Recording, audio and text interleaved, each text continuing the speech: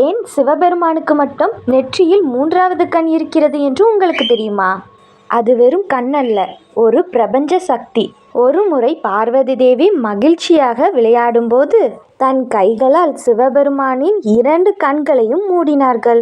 ஆனால் இந்த ஒரு சிறிய விளையாட்டு ஒரு பெரிய தவறாக முடிந்தது. சிவனின் வலது கண் சூரியன், இடது கண் சந்திரன். இந்த 2 கண்களும் மூடப்பட்டதால் உலகமே இருளில் மூழ்கியது. உடனே சிவன் அவருடைய நெற்றியில் நெருப்பு கண் ஒன்றை உருவாக்கினார். அதிலிருந்த வெப்பம் பார்வதி தேவியின் கைகளை பெருமளவில் வேர்க்க வைத்தது. அந்த நெருப்பும் பார்வதி தேவியின் வேர்வையும் சேரும்போது அந்தகன் என்னும் சக்தி வாய்ந்த ஒரு புதல்வன் பிறந்தான்.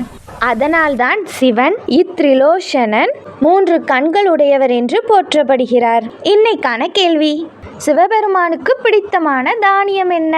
பதில் தெரிஞ்சா கமெண்ட் செக்ஷன்ல சொல்லுங்க. நன்றி, வணக்கம்.